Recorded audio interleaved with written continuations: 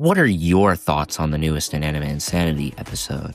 Well, I think it's amazing, and it's easily the best in Season 4 so far. Remember to like and subscribe, and let's start the video. Where do I even begin with how good this episode is? Let's start at the beginning of the episode, where Bo and Bot had that little talk. It was pretty good, to be honest. We learned that Bot is overwhelmed, and thinks Fan and Test Tube's problems are also theirs. But the conversation doesn't last long as a blizzard starts and they need to get all the contestants into the mansion. Now, once the contestants are all in the mansion, they complain about being cold, and Bo tells them that the competition has made them insanely soft. So Bo takes the hosting job today and announces the challenge, that you need to find all 3 keys to open the vault, the Shimmer Energy. Now, the challenge is my favorite part of the episode, and I'm going to show you what different characters did and why I like this episode so much. Let's start with a character that had a smaller but notable role in the episode, Cammy. So from what I remember, his team abandons him after they find all the keys, or at least the spare keys, and then Cammy goes to work with Jack, and they don't do anything, as per usual. But then, Jack tells him to go spread his message about Mifo, which after the elimination, he says everyone that he recovered Fan, which is probably not true. So yeah, even smaller characters like Cammy had a big role in this episode. Now let's get on to some of the bigger characters like Tpot. In this episode, it gets revealed that she is the one who voted for Lightbulb, which is not surprising at all if you thought about it for like 5 seconds. And Jack, while in handcuffs and he wanted to get, out of those handcuffs, kept pressuring her to open the handcuffs using this information. I don't think he actually knew for certain that she was the one who voted Lightbulb, but using process of elimination, it's pretty obvious it's her. Anyways, she goes and attempts to tell Starfruit that it was her who voted Lightbulb, but then Starfruit says that whoever voted Lightbulb is going to face his full wrath or something like that, which convinces her not to do it. And by it, I mean telling the team that she voted Lightbulb. After her team lost, she had a choice to make. She could either get out with dignity or lie and stay in the game.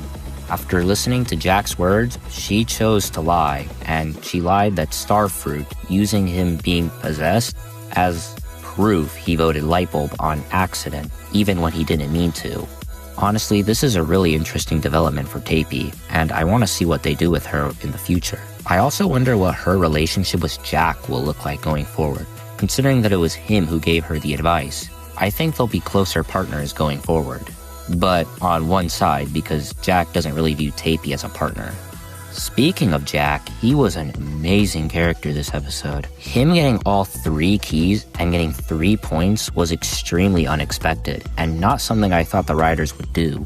Also, another small thing, I just love how he purposefully misnames the teams, or just calls them by their color. Team go huge or lose?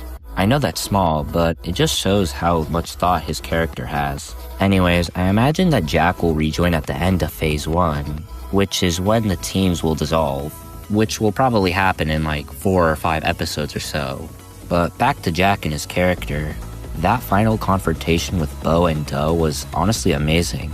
Bo telling Jack that it's just a game and it's not worth losing a life, and Jack literally disagreeing with that is such a wild thing for him to admit. Tpot was right. You people take this competition way too seriously. It's just a game. It's not worth anyone getting actually hurt over. Or worse, killed. Agree to disagree. Now this will be short, but Paper greatly improved his relation with Poppy and the rest of the team. After acting as bait for Bo so Meatak can stay safe, Poppy forgives Paper.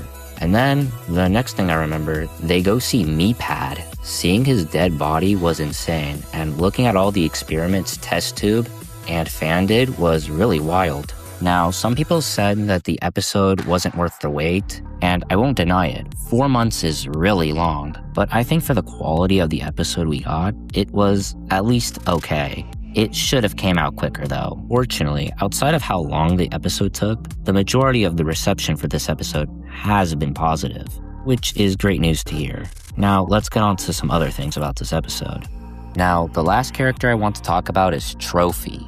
In this episode, he had a bit of a beef with Goo, and he basically called Goo dead weight. So, Goo and Knife's ghost decide to take revenge and scaring Trophy specifically. That scene where Goo and Knife pop out of the mirror was one of the best looking scenes in the whole show, and probably the season. And the ending where they both apologize and become closer friends is honestly amazing, and I hope to see them get closer in the future. The only thing I didn't like about this episode was the elimination. It was once again extremely rushed. I think it was only a minute long. Why was it so short? At least make it a little suspenseful. Anyways, the best elimination of the season so far is still going to episode 2. The way it was written was just too good. Anyways, now that Heavy Metal Popstars has lost 3 times in a row, I don't think they'll lose again. I think what the writers will do is make each of the other teams lose once, and then make Heavy Metal Popstars lose again for the last and final elimination. However, doing that would make Phase 1 only 9 episodes, and I think they want to make it 10 episodes, so they'll probably make a team lose twice. And I think it'll be thematic cats, since Tea Kettle and Cherries are really big candidates for first boots of the season. Doing so with 5 more eliminations, 1 for Go Big or Be Last, 1 for Circumspect, 2 for Thematic Cats, and 1 for Heavy Metal Popstars would leave us with 15 contestants left. But since I think Jack is rejoining at the end of Phase 1, we'll have 16. Perfect for a team swap. Anyways, back on the actual episode, I just love the characters' expressions. They're so, detailed. Also, the general layout is amazing. Well, that's it for this video. What do you think about episode 5?